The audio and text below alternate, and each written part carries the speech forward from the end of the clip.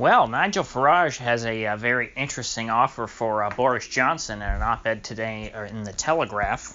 Seems to want to offer Boris Johnson a coalition deal between the Tories and the Brexit Party. The Tories right now, as many of you may realize, are rather weak and probably cannot stand on their own. And if there is another election, if they don't find some decent coalition partner, they have no chance of staying in office. The days of the Tory party achieving absolute majorities on their own seem to be behind us, at least in the near term.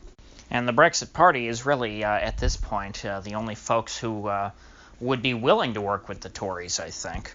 But alas, the Brexit Party doesn't currently have any seats in Parliament. They've only won seats in the European Parliament. That is why Nigel Farage is proposing that Boris Johnson make a very risky call to have new early elections. Now, this is something quite surprising to me that Nigel would call for, because you would think, Boris Johnson is a very pro-Brexit prime minister, certainly compared to David Cameron or Theresa May. And why would you want to call early elections that potentially could have him unseated from his position as prime minister before he's able to achieve Brexit? If Boris is willing to be the kamikaze who busts through Parliament and gets Brexit done, even if it means the end of his own political career, I'm very happy to let him do that. Even though obviously I'm not a British subject. But if Boris is willing to be a martyr and get this done, why not just let him do it and then pick up the pieces later? I mean, if he's going to run into there and tear up the EU, and even if he doesn't come out the other end, so be it. He's the only one willing to do it, and he has the power at this moment. But Nigel's trying to tempt Boris because he knows that Boris doesn't want to be a martyr. Boris wants to be, he's always wanted to be, the prime minister. And probably for a term longer than a few months, which is how it looks that things are going to go as of right now. He's essentially a lame duck, and the only thing that he can do as prime minister right now is get that Brexit done. I see no reason to muck up any of that with a campaign.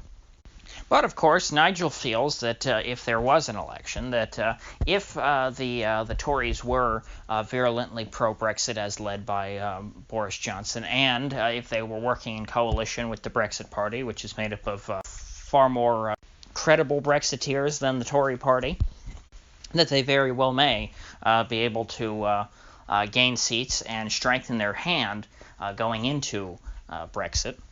And then perhaps they would be able to actually get hard Brexit through the Parliament, and Boris would not be unseated for going against the wishes of Parliament.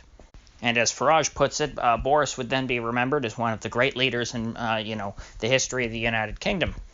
Now, from what I read, apparently, if they hold the election late enough, even if the Tories lose and Boris Johnson is no longer the PM, there is a point at which it would be too late. We would pass a point of no return, and Brexit could not be undone by the new Parliament. But again, without knowing more details about what exactly those dates are, because apparently the fellow I was reading, he was doing it based on his own calculations of how early he thought that an election could happen without affecting Brexit. Now, of course, if they do end up holding this election, I am skeptical that the Brexit Party will do as well as Farage thinks, because, of course, Farage has led parties in general elections in the past, and he's led parties in European elections in the past, and Farage, when he was the head of UKIP and the Brexit Party, has done very well in European elections. But for whatever reason, in general elections, as the leader of UKIP, Farage has never won more than one seat, I think, and that being his own. But there was one year when UKIP won a significant number of votes. If you look at the national vote tally, not that there is a national vote in the UK, but if you look at a tally of all the votes cast across the UK, I can't remember which year exactly, maybe 2015 general election, the UKIP had a pretty decent chunk of the votes, but they were spread evenly across the country, so they won 0 seats. And that's because European parliamentary seats and UK parliamentary seats are elected differently. For the EU, you have regions, and then within those regions, they have proportional representation. So, for example, like Southeast England is a region, and UKIP and the Brexit Party, by winning a certain chunk of the votes there, got a certain number of seats there. But in order to win in the general election, you have to get the most amount of votes. Your party has to get more votes than any other party in a particular district that only has 1 seat. So if you come in second place in every district in the country, you win 0 seats, even though you won more votes perhaps than any other party. The number of votes, your polling, it doesn't really matter. It matters where your votes are. You need your votes to be concentrated densely enough to actually matter and to put you over the edge. Right now, the Brexit Party is polling at 14% nationally, but we have no idea what that looks like in individual districts. And if UKIP's past performance is indicative of the Brexit Party's future results, the Brexit Party is not going to do too well in the general election. So again, I think this strategy of Farage's is not going to work out. And I think Boris should not pursue this, even if politically it is a better shot for him. And I think Farage certainly makes a good case there that, hey, Boris, you need me. I can make you prime minister for another 5 years. And of course, one thing that the Tories and the Brexit Party do have going for them is that Jo Swinson, as of yet at least, or as right now at least, has said that she will not work with the Labour Party under Jeremy Corbyn. I guess because they're still going on about Corbyn not liking Jews or something.